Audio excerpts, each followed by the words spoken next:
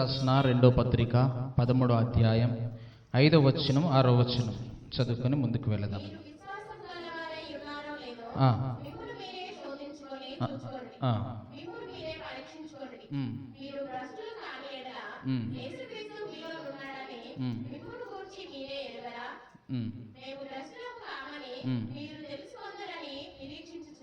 Praise the Lord. Hallelujah, hallelujah. Okay, దేవుని యొక్క వాక్యంలో మనం చూసినట్లయితే కొరింథీ పత్రిక అపోస్తలుడైనటువంటి పౌలు గారు సంఘానికి రాస్తూ వారి యొక్క బలహీనతలను జ్ఞాపకం చేస్తూ వారిలో ఉన్నటువంటి లోపాలను ఎత్తిపట్టి మాట్లాడుతూ చెబుతున్నటువంటి మాట ఏంటిదని అంటే, నిజంగా అసలు మీరు విశ్వాసము గలవారై ఉన్నారా అనేది మాట్లాడుతున్నాడు. దాని తర్వాత అసలు మీరు మిమ్మల్ని మీరు పరీక్షించుకోండి. ఒకవేళ మీరు భ్రష్టులుగా ఉన్నారేమో, ఒకవేళ మీరు భ్రష్టులు కాదు అని ఒకవేళ మీరు చెబుతారేమో, ఒక్కసారి మిమ్మల్ని మీరు ఒకసారి ఆలోచన చేసుకోండి. మీరు భ్రష్టులా, విశ్వాసం గలవారా, మీరు ఎలాగున్నారు, అసలు మీలో విశ్వాసం ఉందా, మీలో భక్తి ఉందా అనేటువంటి విషయాలను అపోస్తలుడైనటువంటి పౌలు గారు పత్రికలో రాస్తూ వారికి హెచ్చరిక చేస్తున్నట్టుగా మనం చూస్తూ ఉంటున్నాం. ఒకవేళ మీరు భ్రష్టులు కాని ఎడల, ఆ మాట మనం చదివితే, భ్రష్టులు కాని ఎడల మీలో యేసుక్రీస్తు మీలోనున్నాడని మిమ్మును గురించి మీరే ఎరుగరా. అంటే దీని అర్థం ఏంటిదనంటే, ఇక్కడ మనము భ్రష్టుల లేక భక్తుల అనేటువంటి విషయాన్ని మనం ఆలోచన చేయాలి. భక్తులలో యేసు ప్రభు ఉన్నాడు అనేటువంటి భయం ఉండి జీవిస్తారు భక్తులు. యేసు ప్రభు ఉన్నాడు అనేటువంటి విషయాన్ని గమనించి ఏ మాట మాట్లాడినా కొద్దిగా ఆలోచన చేసి మాట్లాడతారు. ఏ పని చేసినా దేవుడు ఉన్నాడు అనేది జ్ఞాపకం పెట్టుకొని చేస్తారు. ఒకవేళ భ్రష్టులుగా జీవిస్తే, విశ్వాసం లేని వారుగా జీవిస్తే, భక్తులమని నటించేవారుగా జీవిస్తే వారి లోపల యేసు ప్రభు ఉండడు అనే విషయాన్ని తెలియజేస్తున్నాడు. అదే అక్కడ చదివిన వాక్య భాగంలో ఏముందంటే, మీరు భ్రష్టులు కాని ఎడల యేసుక్రీస్తు మీలో ఉన్నాడని మిమ్మల్ని గురించి మీరే ఎరుగరా. అంటే మీలో యేసయ్య ఉన్నాడా లేదా అనే సంగతిని మీకు తెలుసా లేదా అనే విషయాన్ని జ్ఞాపకం చేస్తున్నాడు. యేసయ్య ఉన్నాడు అనే సంగతి తెలుసు అంటే భక్తులు, లేదు అని అంటే భ్రష్టుడు కదా. భ్రష్టుడు అని చెప్పి ఎవరి గురించి రాయబడ్డది బైబిల్లో? ఏశావు గురించి రాయబడింది కదా. ఏశావు నిజంగా భ్రష్టుడైందా? కాదు. కానీ ఏశావు లాంటి భ్రష్టుడు కలడేమో అని మిమ్మల్ని మీరు జాగ్రత్తగా చూసుకోండి అని చెప్పేసి హెబ్రీయులకు రాసిన పత్రిక 12వ అధ్యాయం 16వ వచనంలో ఆ మాట చూస్తాం. చదువుతారా? ఏశావు ఏం చేశాడు చెప్పండి అమ్మా, ఏం చేశాడు? అక్క, ఒక్క పూట భోజనము కొరకు జ్యేష్ఠత్వమును అమ్ముకున్నటువంటి ఏశావు లాంటి భ్రష్టుడైనను వ్యభిచారి అయినను ఉండునేమో అని జాగ్రత్తగా చూసుకోండి అని చెప్పి వాక్యం సెలవిస్తా ఉన్నది. వాస్తవానికి జ్యేష్ఠత్వం కొరకు ఒక్క పూట భోజనము కొరకు జ్యేష్ఠత్వం అమ్ముకుంటే భ్రష్టుడైపోతారా? కాదు. ఇది మనం పక్కనే పెడితే మనలో ఎంతమంది భక్తులు ఉన్నారో, ఎంతమంది భ్రష్టులు ఉన్నారో మనం చూసుకోవాలి. భ్రష్టులు అని ఎవరిని అంటారు, ఎవరు భ్రష్టులు అని మనం ఆలోచన చేస్తే తిమోతి పత్రికలో 2వ తిమోతి పత్రిక 3వ అధ్యాయం 8వ వచనం చదువుదాం.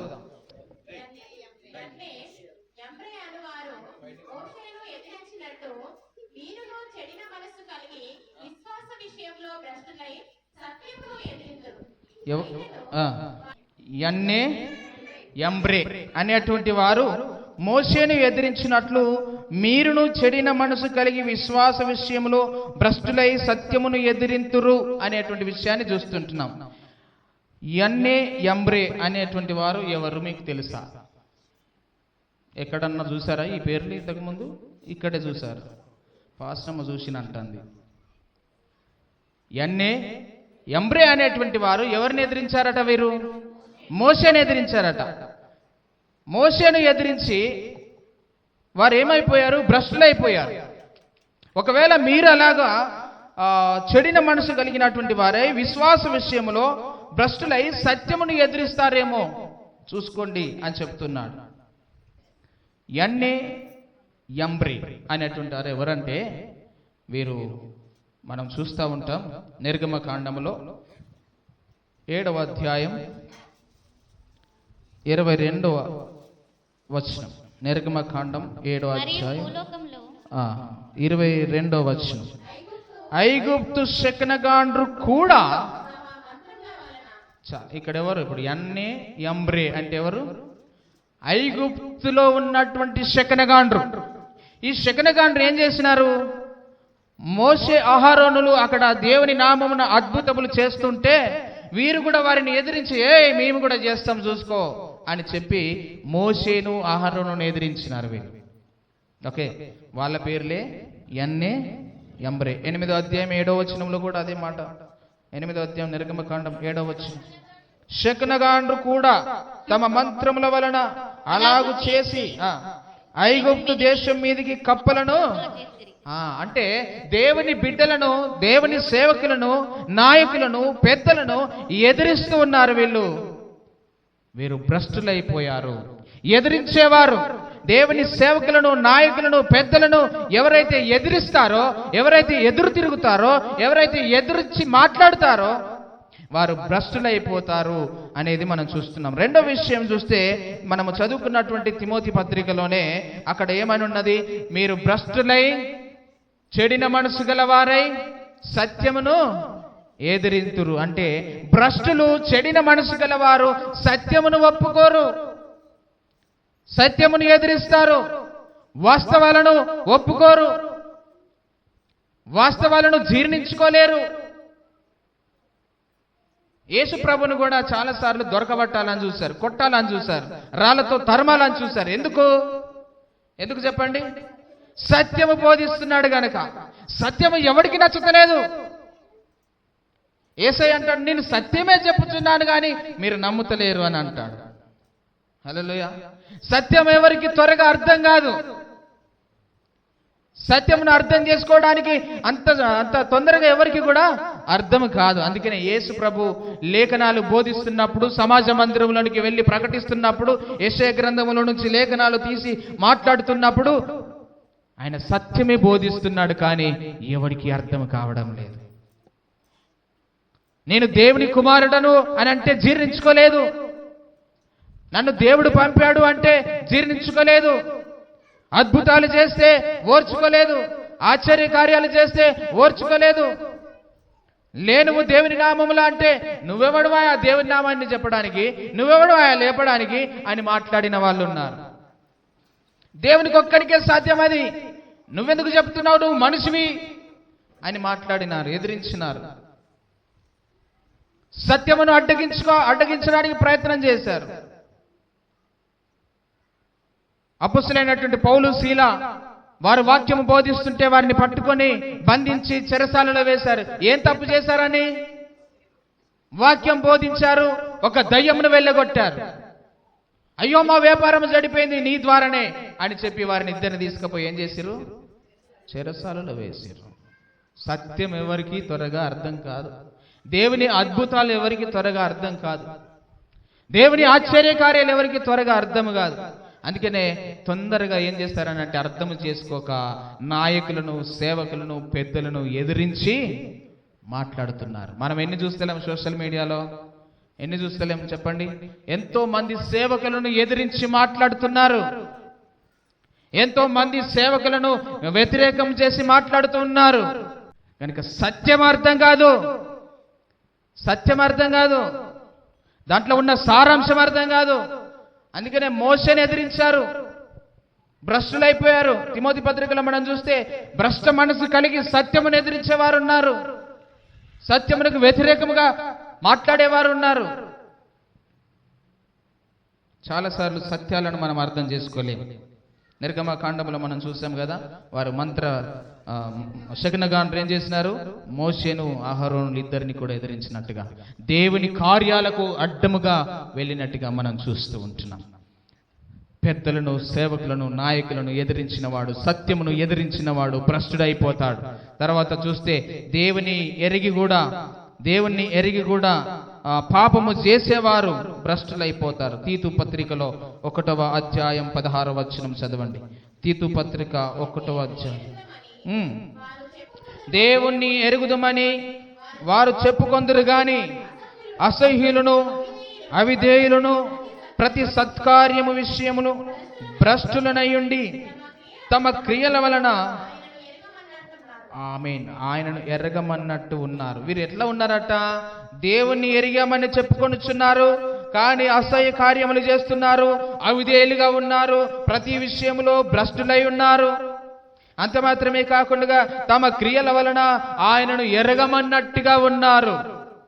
మన గుంపులో ఎంతమంది ఉన్నారో, మన గుంపులో ఎంతమంది ఉన్నారో ఆదివారం రాగానే బైబిల్ చేతులు పట్టుకొని వస్తున్నటువంటి మనము, ఆరాధన చేస్తున్నటువంటి మనము, ఆదివారం తర్వాత రోజు నుంచి మన జీవితం ఎలాగుంది, మన బ్రతుకు ఎలాగుంది, వీధులలో మన సాక్ష్యం ఎలాగుంది, బయట మన సాక్ష్యం ఎలాగుంది, మన ఉద్యోగం చేస్తున్న స్థలాలలో మన సాక్ష్యం ఎలాగుంది, మనం క్రైస్తవులు అని పేరు పెట్టుకుంటున్నాం, మనం బాగానే ఉన్నాం, క్రైస్తవుల పేర్లు మనకు కలిగి ఉన్నాం, దేవుని పేర్లు మనం కలిగి ఉన్నాం, అన్ని బాగానే ఉన్నాయి. కానీ మనం భ్రష్ట మనసు కలిగి మనము చేస్తున్న క్రియలను బట్టి ఇతరులు అనుకుంటారు, వీడు దేవుణ్ణి ఎరిగినాడా లేదా, అసలు వీడు దేవుని బిడ్డనా కాదా ఈమె అని ఇతరులు మనల్ని చూసి అనుకుంటున్నారు.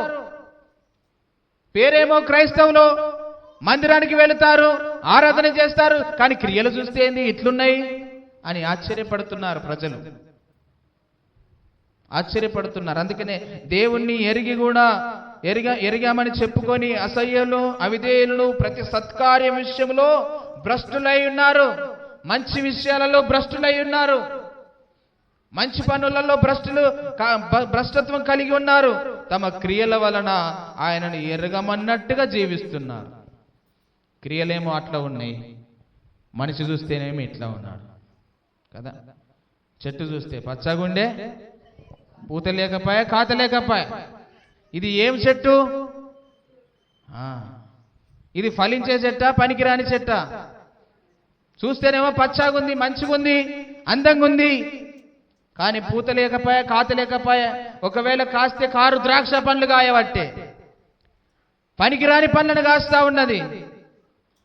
పేరేమో మంచిగున్నది, కానీ దేవుణ్ణి ఎరగనట్టుగా జీవిస్తున్నారు. వీరు భ్రష్టులు అని చెప్పి మనం చూస్తుంటున్నాం. రోమీయులకు రాసిన పత్రిక 1వ అధ్యాయం 21వ వచనంలో కూడా వారి వాదముల యందు వారు వ్యర్థులైరి అని చూస్తాం. చదవండి. మరియు వారు దేవుని ఎరిగియు ఆయనను దేవునిగా మహిమపరచలేదు, కృతజ్ఞతాస్తుతులు చెల్లింపను లేదు గాని తమ వాదముల యందు వ్యర్థులైపోయారు. హల్లెలూయా. దేవుణ్ణి ఎరిగి ఏం చేస్తున్నారు వీరు? దేవుణ్ణి ఎరిగారు, బాగానే ఉంది, ఆయనను దేవునిగా మహిమపరచడం లేదు, కృతజ్ఞతాస్తుతులు చెల్లించడం లేదు, కానీ వాదములు పెట్టుకుంటున్నారు. ఇది ఎట్లయితది, అది ఎట్లయితది, ఇక్కడెట్లా రాసిండు ఈ దేవుడు, ఇక్కడెట్లా ఈ మాట రాసిండు, అక్కడెట్లా ఆ మాట రాసిండు కదా. బైబిల్ పేరేముంది? పరిశుద్ధ గ్రంథం అని ఉంది. మరి పరిశుద్ధ గ్రంథములో ఇక్కడ ఈ పాపం ఎందుకున్నది, అక్కడ ఆ పాపం ఎందుకున్నది, ఇక్కడ ఈ పాపం ఎందుకు చేపించిండు దేవుడు? ఆయన పరిశుద్ధుడైతే ఇట్లయితే ఎట్లెందుకు రాసిండు, అట్లెందుకు రాసిండు? ఇక ఇవే వాదాలు. సత్యమును ఎవరు కూడా గ్రహించడం లేదు. అయ్యో దేవా, నా కొరకు సృష్టి చేసినవా, నా కొరకు గాలి ఇచ్చినవా, నా కొరకు మంచి వర్షం ఇచ్చినవా, మంచి వాతావరణం ఇచ్చినవా, ఇదిగో నన్ను బ్రతికిస్తున్నవా దేవా, నీకు కృతజ్ఞతలు. అయ్యో నాకు మంచి పంటలు ఇచ్చావు, మంచి ఫలాలు ఇచ్చావు, మంచి అన్నం ఇచ్చావు, వస్త్రాలు ఇచ్చావు, నీకు నాకు ఉండడానికి ఇల్లు ఇచ్చావు. ఇవన్నిటిని బట్టి కృతజ్ఞత చెల్లించడం లేదు, కానీ వాదముల యందు వ్యర్థులైపోతున్నారు. చాలా మంది వ్యర్థులైపోతున్నారు. వాదములు పెట్టుకోవడమే సరిపోతా ఉన్నది జీవితం అంతా. నీ దేవుడు గొప్ప, నీ దేవుడు గొప్ప, నీ దేవుడు గొప్ప అంటే నీ దేవుడు గొప్ప. అన్నిటికీ వ్యర్థులైపోతున్నారు, వాదములు పెట్టుకుంటున్నారు. ఇది ఎట్లయింది, అది ఎట్లయింది, ఇది ఎట్లయింది, అది ఎట్లయింది. సత్యము తెలుసుకోవాలి. వ్యర్థులైపోతున్నారు, భ్రష్టులైపోతున్నారు.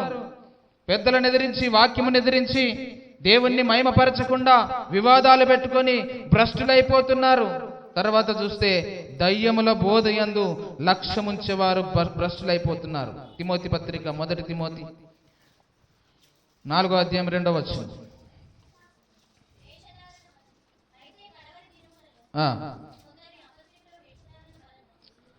గట్టిగా చదవండి సిస్టర్.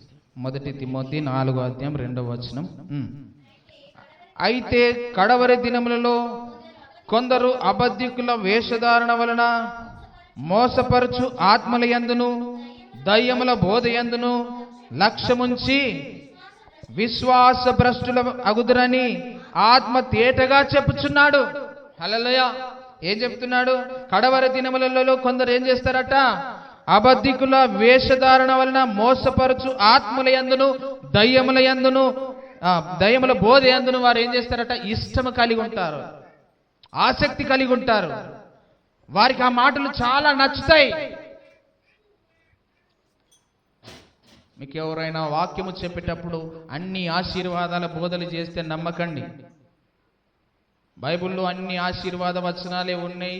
అన్ని దేవుడు మీకు బ్లెస్సింగ్స్ ఇచ్చాడు, అన్ని ఆశీర్వాదము మీకు ప్రకటిస్తున్నాడు దేవుడు అంటే నమ్మకండి. దేవుణ్ణి వ్యతిరేకించింది ఎందుకు? దేవుణ్ణి రాళ్లతో కొట్టింది ఎందుకు? దేవుణ్ణి తరిమింది ఎందుకు అని అంటే ఎక్కడ కూడా నిన్ను బ్లెస్ చేస్తా, నిన్ను ఆశీర్వదిస్తా, నీకు దేవుడు ఇట్లా చెప్పిండు అని ఎక్కడ చెప్పలేదు. భ్రష్ట సంతానమా, సర్ప సంతానమా, మారు మనసు పొందు అని తిట్టాడు. యోహాను ఏదైతే చెప్పాడో యేసుక్రీస్తు కూడా అదే చెప్పాడు బోధ. మీరు ఇంకెప్పుడు మారుతారు? ఇదిగో రాకడ దినము సమీపించి ఉన్నది, ఆయన వస్తా ఉన్నాడు. కనుక మీరు మారు మనసు పొందండి, మీకు కలిగి ఉన్నవి ఇడిచిపెట్టండి, అన్ని అమ్మేసి పేదలకు ఇవ్వండి అని అన్నాడు తప్ప మీరు సంపాదించుకోండి, సుఖంగా ఉండండి అని ఎక్కడన్నా అన్నాడా? మీకు ఇండ్లని ఇస్తా అన్నాడా? మీకు అన్ని ఇస్తా అని అన్నాడు? ఎక్కడ? ఏడ చూసినా కానీ శిష్యులు అడుగుతారు, అయ్యా నీతోటి వస్తే మాకు ఏమీ దొరకలేదయ్యా అంటే ఆయన అంటాడు, అసలు నాకే ఏం లేదు, నీకెక్కడ దొరుకుతుంది? నాకే ఈ లోకంలో తలవాల్చుకోవడానికి నాకు స్థలము లేదు. నక్కలకు బరియలు, ఆకాశ పక్షులకు గూళ్ళున్నాయి, మనిషి కుమారుడికి తలవాల్చుకోవడానికే జాగలేదంటే నాకు ఇల్లు ఇవ్వమంటావు నువ్వు? నాకే జాగలేదు ఇక్కడ. మరి ఎట్లయ్యా? నీవు ఎప్పుడైతే నన్ను సంపూర్ణంగా పరిపూర్ణంగా నువ్వు వెంబడిస్తావో, ఎప్పుడైతే నా కొరకు నీకున్నయాన్ని వదిలిపెట్టుకుంటావో అప్పుడు శ్రమలతో పాటు ఇహమందును పరమందును నూరంతలుగా నీకు ఇస్తాను అన్నాడు. హల్లెలూయా. శ్రమలతో పాట, సుఖముతో పాట. మరి ఇది పక్కకు పెడతాం మనం. అన్ని ఇస్తానన్నాడు దేవుడు, నాకు అడుగుడు ఇస్తాను అని అన్నాడు, తట్టుడు దొరుకుతా అన్నాడు. ఇవన్నీ మనం చెప్తా ఉంటాం కథలన్నీ. చాలాసార్లు ఇలాంటి బోధలు మనం వింటా ఉంటాం. వేషధారణ జీవితాలు మనం కలిగి ఉండొద్దు. చాలా మంది గొర్రె చర్మము తొడుక్కొని వస్తూ ఉంటారు, బోధలు చేస్తూ ఉంటారు, స్వీట్గా మాట్లాడతారు, తీయగా మాట్లాడతారు, అన్ని బాగా చెప్తా ఉంటారు. కానీ వాటన్నిటికీ మనం లొంగిపోతే, ఆ మాయలో మనం పడిపోతే మనం పరలోకానికి వెళ్లకుండా ఇక్కడే ఆగిపోతాం. జాగ్రత్తగా. అందుకనే కడవరి దినములలో కొందరు అబద్ధికుల వేషధారణ కలిగి జీవించేవారు, మోసపరచు ఆత్మలు కలిగి ఉండేటువంటి వారు ఉంటారు ఈ లోకంలో. వస్తారు, బయలుదేరి వస్తారు, ఇంటింటికి వస్తారు, మీరు రమ్మనకున్నా వస్తారు, నీ కొరకు ప్రార్థన చేస్తా అంటారు. అప్పుడు మీకేమనిపిస్తుంది? ఎరికైనా ఏమమ్మా పాస్టర్ రమ్మంటే కూడా రాలేదు, ఈయన ఎక్కడి నుంచి వచ్చి నన్ను రమ్మనుకున్న వస్తాడు, ప్రార్థన చేసిపోతాడు, అబ్బాయి ఎంత మంచోడు అని అనుకుంటాం. అసొంటి మాయలో పడ్డాం అనుకో, అటే పోతాం కదా. జాగ్రత్త. వీటన్నిటిని మనం జాగ్రత్తగా కలిగి ఉండాలి. అందుకనే దయ్యముల బోధ యందు లక్ష్యం ఉంచొద్దు మనము. చాలా మంది ఏం బోధ చేస్తారంటే, ఇగో ఇవి మాత్రమే తినాలి, ఇవి మాత్రమే తినకూడదు, ఇగో మీ ఇంట్లో ఈ మూలకి ఇది ఉండాలి, మీ దర్వాజకి ఇది కట్టుకోవాలి, ఇక్కడ సిలువ ఉండాలి, అక్కడ ఇది ఉండాలి. ఇట్లాంటి బోధలు వస్తాయి. వచ్చినాయి, ఆల్రెడీ వచ్చినాయి లోకంలోనికి. అవునా కదా? మీరు ఇంటికి దర్వాజా లేపేటప్పుడు దానికి ఒక కంకణం కట్టుకోవాలి, పసుపు రుద్దుకోవాలి, కడగాలి. బాలి అది గొర్రె పిల్లని ఒకవేళ మేకను కోస్తే ఆ ఇంటి దగ్గరనే, గుమ్మం దగ్గరనే కొయ్యాలి. ఉన్నాయా లేవా ఇటువంటి బోధలు? ఉన్నాయి. కానీ పరిశుద్ధ గ్రంథం ఏం సెలవిస్తుంది తెలుసా? నువ్వు ఏది తినాలనుకుంటే అది తిను, అది నీ ఇష్టం. అనుమానం లేకుండా తిను, అనుమాన పడితే మాత్రం తినకు. ఎందుకు అని అంటే దేవుడు చేసిన ప్రతి వస్తువు మంచిదే. ఇక్కడే ఉన్నది చూడు, 4వ వచనం చూడండి. 4వ అధ్యాయం 4వ వచనం. దేవుడు సృజించిన ప్రతి వస్తువును మంచిది, కృతజ్ఞతాస్తుతులు చెల్లించి పుచ్చుకొని నీ ఎడల ఏదియు నిషేధింపబడినది కాదు, నిషేధింపదగినది కాదు. పేతురు అంటాడు, అన్యజనుల దగ్గరికి నేను ఓనయ్య అంటే అట్టట్లో ఓ పేతురు అని దేవుడు ఏం చేసిండు, ఒక గొంగడి దించిండు. గొంగడి దుప్పటి దించే దుప్పట్లు ఏమున్నాయట? ఏమున్నాయి? పురుగులున్నాయి. పురుగులు ఉంటే పేతురుకు చెప్తాడు, ఇవన్నీ చంపుకొని తినంటే సిసి ఇవి ఎట్లా తింటారు ప్రభువా? ఇవి తినద్దు, ఇవి నిషిద్ధమైనవి, ఇవి అపవిత్రమైనవి, నేనెట్లా తింటా అంటే, ఎవడు చెప్పిండు అపవిత్రమైనవి అని? నేను చెప్పినా? నేను పవిత్రపరిచిన తర్వాత అపవిత్రమైన నువ్వు ఎట్లా అంటావు? అన్నిటిని ప్రార్థన చేసుకొని తిను అని అన్నాడు దేవుడు. అంటే దాని అర్థం ఏంటంటే, వీడు అన్యుడు, వీడు తక్కువ కులపోడు, నేను వాని దగ్గరికి పోను అని నువ్వు అనుకుంటున్నావు కదా.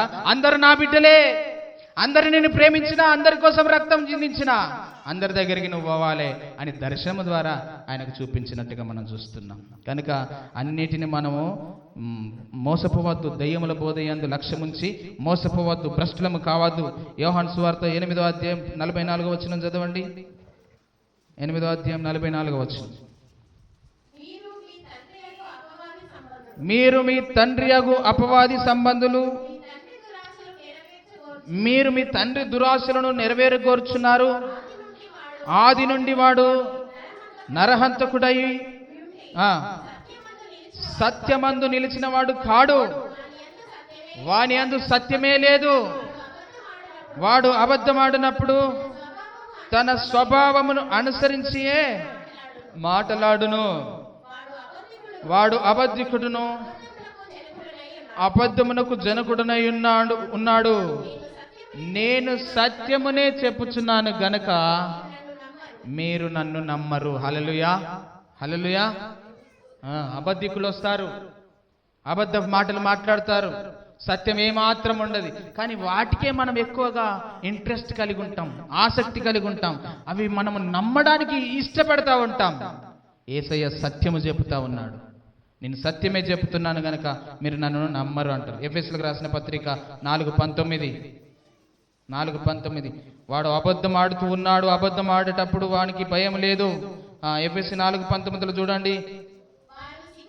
వారు సిగ్గు లేని వారై ఉండి నానా విధమైన అపవిత్రతను అత్యాశతో జరిగించుటకును తమను తామే కామకత్వమునకు అప్పగించుకొనిరి. చాలు. ఏంటంటే వారు సిగ్గు లేని వారై ఉండి ఏం చేస్తున్నారు? నానా విధమైన అపవిత్రతను అత్యాశతో జరిగించడానికి తమను తామే కామకత్వమునకు అప్పగించుకొనుచున్నారు. ఇలాంటి వారు ఉంటారు. దయ్యముల బోధ చేయడానికి, అబద్ధపు బోధ చేయడానికి వస్తూ ఉంటారు. వాటి యందు మనము లక్ష్యముంచి మనము భ్రష్టులము కావద్దు అని దేవుని యొక్క వాక్యము సెలవిస్తుంది. చివరిగా రోమీయులకు రాసిన పత్రిక చూడండి, 1వ అధ్యాయం 28వ వచనం. 1వ అధ్యాయం 28వ వచనం. దేవునికి ఎవరైతే తమ హృదయంలో చోటివ్వరో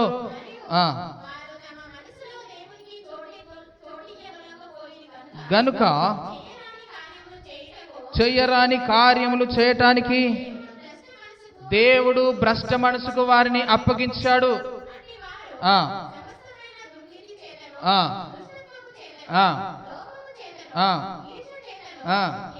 నిండుకొని మత్సరము, నరహత్య, కలహము, కపటము, వైరమను వాటితో నిండిన వారై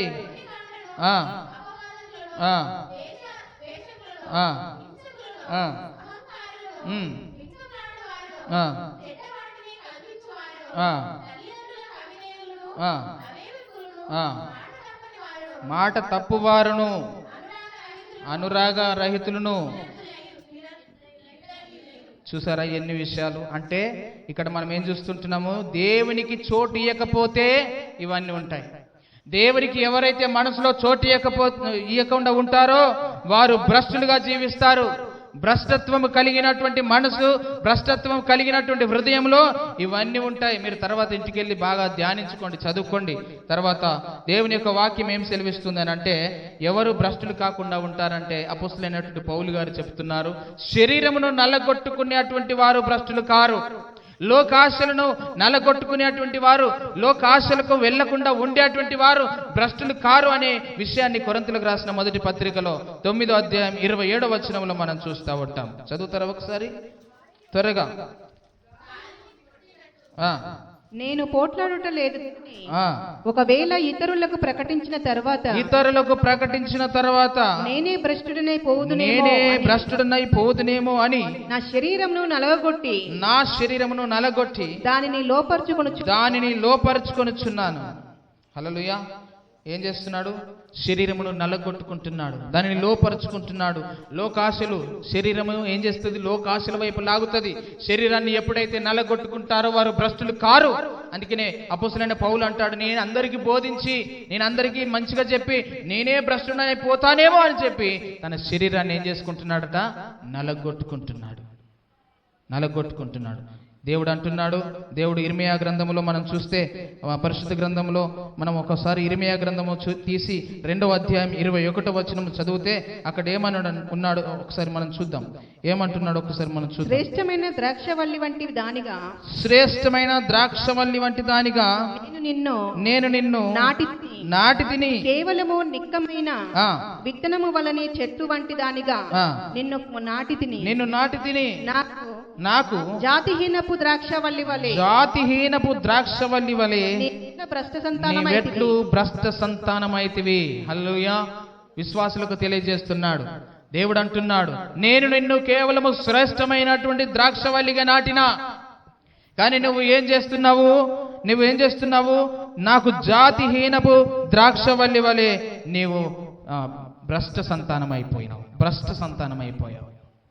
నువ్వెట్లు భ్రష్ట సంతానం అయిపోయావు? నిన్ను మంచి శ్రేష్టమైన ద్రాక్షవల్లిగా నేను నాటినాను కదా, నువ్వెందుకు ఇట్లా పుత్రహీనపు సంతానముగా, నాకు జాతిహీనపు సంతానముగా, ద్రాక్షవల్లిగా నువ్వు ఎట్లా అయిపోయావు అంటున్నాడు. చివరిగా ఈ మాట చదివి నేను ముగిస్తాను. ఇందులోనే మనం చూస్తే 3వ అధ్యాయం 22వ వచనంలో అంటాడు, 3వ అధ్యాయం, భ్రష్టులైన బిడ్డలారా తిరిగి రండి, మీ అవిశ్వాసమును నేను బాగు చేసేదను, నీవే మా దేవుడవైన యెహోవావు, నీ యొద్దకే మేము వచ్చుచున్నాము. హల్లెలూయా, హల్లెలూయా. భ్రష్ట మనసు ఎవరైతే కలిగి ఉంటారో వారికి దేవుడు సెలవిస్తున్నాడు. ఇప్పటి వరకు మనం చూసినటువంటి విషయాలలో ఏ ఒక్క విషయమైనా మన జీవితంలో ఉంటే దేవుడు వారితో మాట్లాడుతున్నాడు. ఏంటంటే, భ్రష్టులైన బిడ్డలారా తిరిగి రండి, మీ అవిశ్వాసమును నేను బాగు చేసేదను అంటున్నాడు. తిరిగి మనము దేవుని దగ్గరికి వస్తే ఆ భ్రష్ట మనసును దేవుడు తొలగిస్తాడు.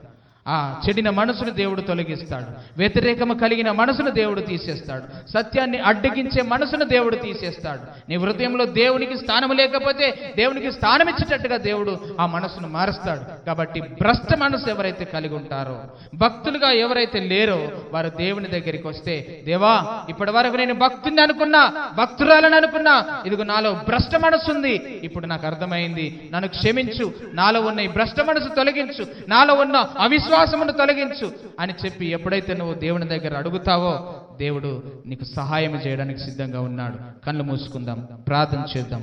దేవుడు వాక్యం దీవించును గాక. ప్రార్థన చేద్దాం. భ్రష్ట మనస్సును తొలగించే దేవుడు మన దేవుడు. భక్తి కలిగినటువంటి మనస్సు మనకిచ్చే దేవుడు. మనలో దేవుడు గొప్ప కార్యం చేయడానికి ఇష్టపడతా ఉన్నాడు. ప్రార్థన చేసుకుందాం. కళ్ళు మూసుకొని దేవుని దగ్గర అడుగుదాం. దేవా, నాది భ్రష్ట మనస్సు అయ్యా, ఈ భ్రష్ట మనస్సు తొలగించు. భక్తి కలిగిన మనసు నాకు కలిగించు. అవిశ్వాసము తొలగించు, విశ్వాసము దయచేయి. నీ సత్యాన్ని అర్థము చేసుకునే మనసు అయ్యా. పెద్దలను, సేవకులను, నాయకులను నేను ఎదిరించానేమో, ఇదిగో ఇప్పుడు నాకు అర్థమైంది ప్రభువా, నాలో భ్రష్ట మనసు ఉందని అర్థమైంది అయ్యా. ఇంకోసారి నేను ఎదిరించకుండా నాకు సహాయం చేయి. నీ వాక్యమును అర్థం చేసుకునే కృపను నాకు దయచేయి అయ్యా అని ప్రార్థన చేసుకుందాం. దేవుడు సహాయం చేస్తాడు. ప్రార్థన చేసుకుందాం. ఎవరైనా ఒకరు, మీలో ఎవరైనా ఒకరు దయచేసి దేవుని వాక్యము ఫలించులాగన ప్రార్థన చేయవలసిందిగా కోరుచున్నాను.